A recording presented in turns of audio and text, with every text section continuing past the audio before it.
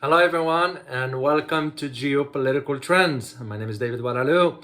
So good to be with you. As always, Ukraine is lying to NATO over the missile strike that landed in Poland. So in this video, I am going to be providing you some insights into the reason what happened exactly and why we are hearing a different story emanating from the West. But before I delve deeper, make sure to subscribe if you have not done so, and don't forget to smash that notification button so you will be notified every time I upload a new video. And I thank you for your support. It means a lot. So let's dive into this. President Zelensky, or some call him comedian Zelensky. So now he's backtracking after using NATO, or urging NATO's action for Polish border blast about the missile. So the situation is very ridiculous because now the truth is coming out to the surface. So basically what Kiev now is doing, or the leadership, that is not the city, but the leadership in Kiev, is destroying its own credibility and the confidence of the entire Western world who's behind it. And all this stems from the missile that hit the southeastern part of a Polish village. It's called Prewodów, which is about 6 kilometers or about 4 miles from the borders between Ukraine and Poland. They're so close anyway. So it's been reported now, according to an unnamed source, and the source is a diplomat from a NATO country. That's how high it goes. So it's been reported that Kiev has been accused of openly lying. This is exactly what this diplomat has said. And this is, by the way, according to the Financial Times. So the source, I have checked on it.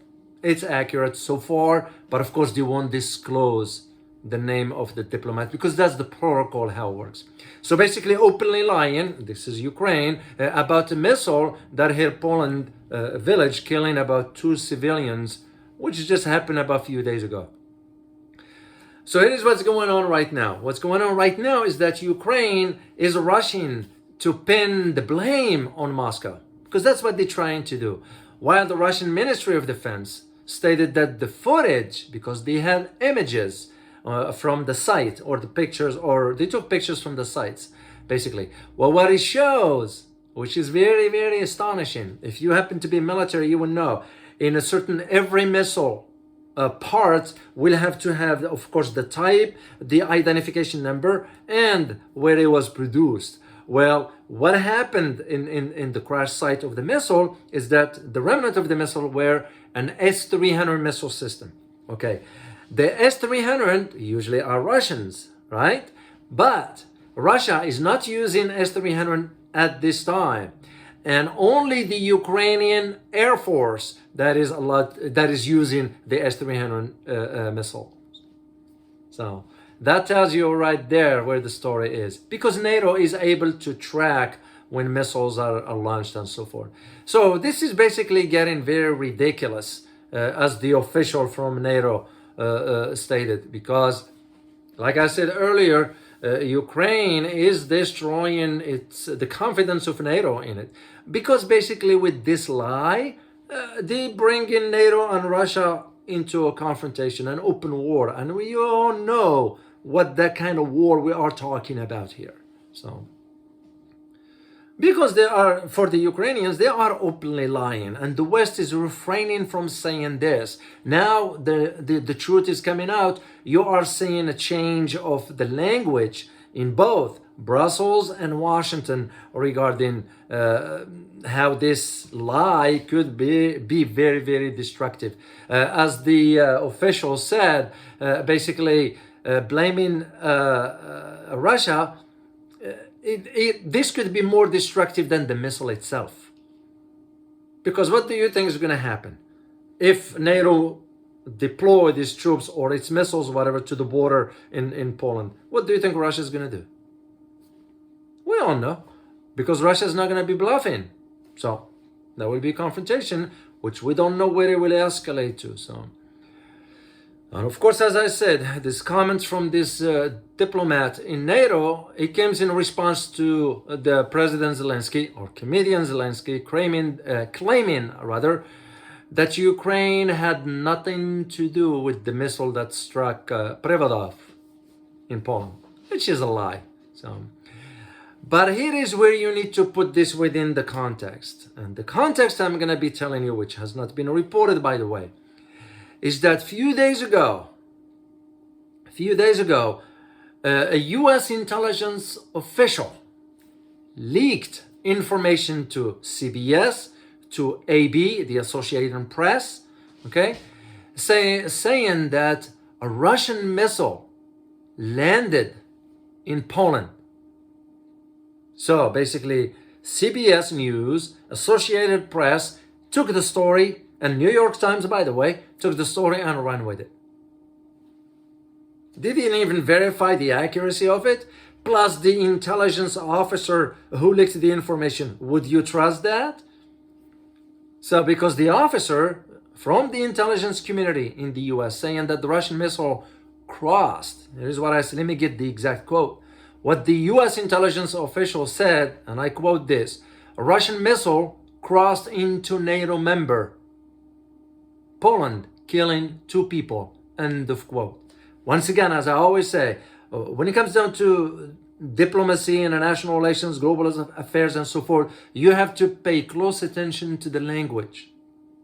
What this officer said was very calculated, measured, and intended for one specific outcome. And I will repeat the quote. Russian missiles crossed into NATO member Poland, killing 2 people. So you can just read between the line here. So what you have basically is that you have NATO, the US, and Poland now have stated, because they just stated this about a day ago, yesterday actually, they stated that there is no evidence to suggest Russia direct involvement in the incidents. Basically, they come in to realize that what President comedian Zelensky was saying is basically a lie. So, even President of Poland, Andrzej Duda himself, has indicated that the projectile was likely a Ukrainian air defense missile. And this is where that S-300 missile system comes in, you know. And interesting enough is that Duda's statement was seconded by NATO Secretary General Jens Stoltenberg and US Defense Secretary Lloyd Austin. Because NATO just met yesterday in Brussels, which, by the way, the meeting had nothing to do with this. It was a pre-scheduled meeting. It's just because NATO now wants to show unity when we all know there is no unity. NATO is cracking also like the EU. So, and also, why they are saying this is because they've been caught in a lie. That's what they're saying, So even now, you have a Polish president, Duda, that is saying, there is no evidence. There is no evidence that the missile that hits Poland was Russian.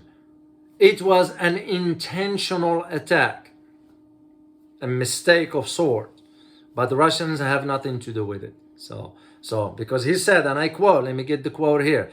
Duda said, the president of Poland said, and I quote, "We have no proof at this point to suggest the missile was fired by the Russian side," end of quote. Because he's realizing he was also lying, pushing the narrative. Because Duda rather, you know, he has no grounding on which to stand by saying or pushing back against NATO, because he can't. He is another figurehead that's been pressured to do whatever the West says he needs to do. That's the bottom line to it. So, and let's not pretend otherwise.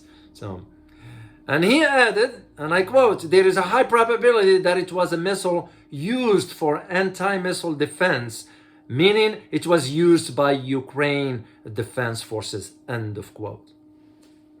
So, of course, when this happens, you're going to have Moscow now responding to all this? Well, they didn't waste time either, because Moscow has condemned the effort to paint it as the perpetrator. They argued that, the foreign ministry that is, they argued that such statements could only be seen as an attempt to trigger a direct clash between Russia and NATO. And it would not be pretty. I tell you this from experience as a former military, it's not going to be pretty. Because the moment Russia sees the deployments of some offensive missiles on the border with Russia, with Poland, they're going to react to that.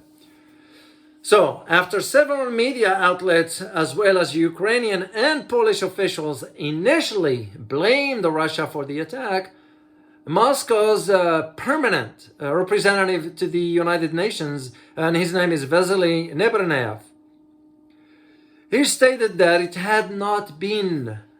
it had not been for the evidence in the form of photos, because as I told you earlier, guys, the photos shows that it was an S-300 missile system, which is only used by the Ukrainian Air Force as of now.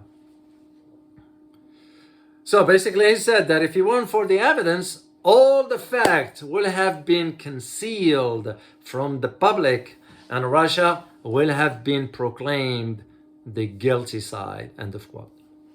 So now you need to understand, you need to put this within the context of this kind of tactics and maneuvers by Ukraine to trigger a conflict between NATO and Russia. Because we all know it will be destruction, basically. And what comedian Zelensky doesn't realize is that his country will be wiped out. So is Poland. So is all other Baltic or Eastern states, except for probably Hungary, Bulgaria, Czech Republics. Those won't be touched because they do have a good relationship with Russia, despite what you hear. So my conclusion to you is this, that you have to put these events of the landing of the missile on the village in Poland within the context of US-Russia relations. Why? Because it should be placed within also the context of global geopolitical balance of power. Because that's what it is. And doing so will also gives us a clear understanding of sort of why US-Russia relations have impacted both countries politically, ideologically, and economic trajectories. So, and in both domestically, regionally, and globally. And this is why you are having now the head of the CIA, William Burns, meeting with his counterpart, the Russian counterpart.